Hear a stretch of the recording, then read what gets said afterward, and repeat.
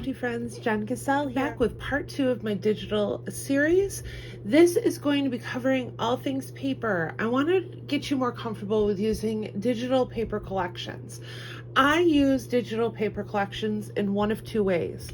I either print them out like this, and from here I could put this into my Cricut or use it for my die cutting through a manual Sizzix machine. Either or is how I have a tendency to use these digital collections most. I am cutting in 8.5 by 11 format. I do not have a 12 by 12 printer. The second way that I use my digital collections is by creating a pattern fill.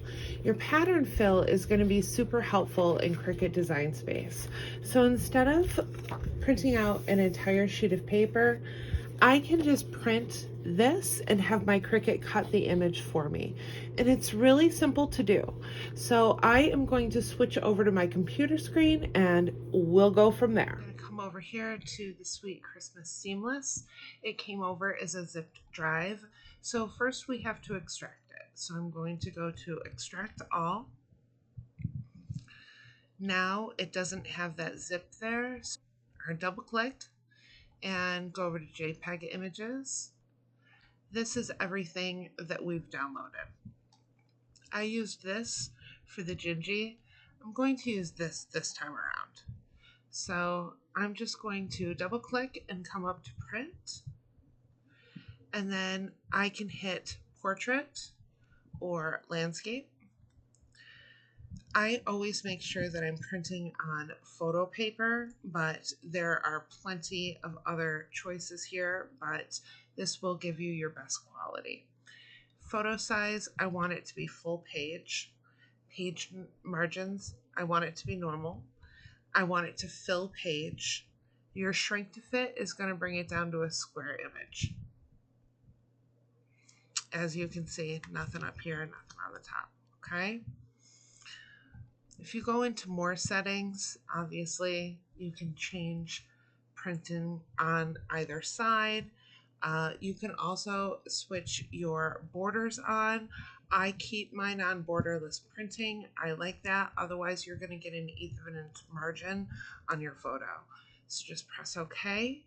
And then I want to fill the page. And I also want this in portrait.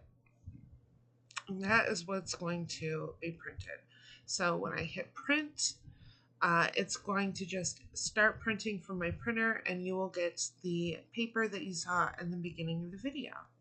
I also would like to show you how I do pattern fill. The second way that I use my digital papers is to do a pattern fill. Now I have uploaded, this is just a gingerbread image in Design Space. I wanted something quick and basic. What you see is what you get. However, if I switch this to a print and cut image, now it's going to tell my printer to print this and then cut it out. I can switch this from just a single color by coming up here and switching the print type to pattern. If you want to upload a specific pattern into your pattern fill, instead of uploading an image, you're going to come over here to pattern fill, upload your pattern. I've gone back into my downloads and I can add this one by dragging and dropping it. I make sure to hit the colors that are in there. If you're grouped by colors, it's sometimes helpful. I'm just going to upload it. And now when I go over to this and hit my pattern, the pattern that I just uploaded is going to come up. This is what you're going to have, but you can also edit your pattern as well. So if you edit your pattern, you can switch the scale to make it smaller or much larger. I like something like that. You can also rotate your pattern. Let's say you wanted those candy canes to go at a 45-degree angle. That's all you would have to do. So it's super easy to manipulate your pattern in this. But I like what I see. This is what I want to print. So I would go up to make it, and this is what I'm going to get. Your Cricut is going to print registration marks, and that's how it knows what to print. Now, your max size. I want to show you what happens when you make this too big to print. You're going to get an error code right here. So if you click on the error code, it will actually tell you what the max size is for the image that you're trying to print. So I just redid it and auto sized it. Cricut can tell me my max size. If I go up to make again, this is what I'm getting. And this is the image that you saw when I printed it out. So once again, we're just going to hit continue.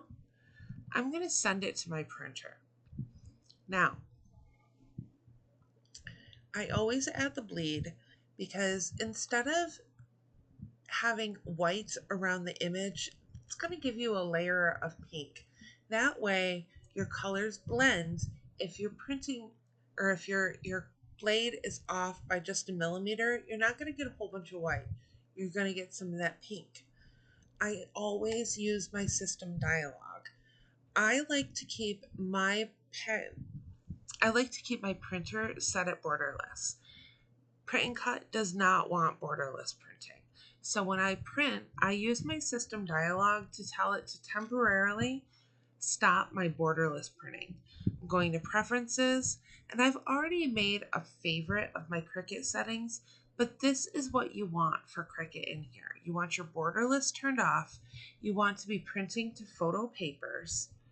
You don't have to worry about printing on both sides, obviously, with Print and Cut. And then make sure that your print quality is best and your grayscale is turned off. I would hit OK, and then from here I would just click print, and it's going to print out of my printer. Okay, so this is what my Print and Cut image got me. My pattern fill is ready to be cut. I'm going to go ahead and cut that. All right, so I've cut. Now this is how I get large images off the page. First, I'm going to remove this piece, and then I like to flip my mat and bring it over like this. That way I'm not curling my paper, all right? And here is the printed paper from just using HP. So I'm doing a mini travel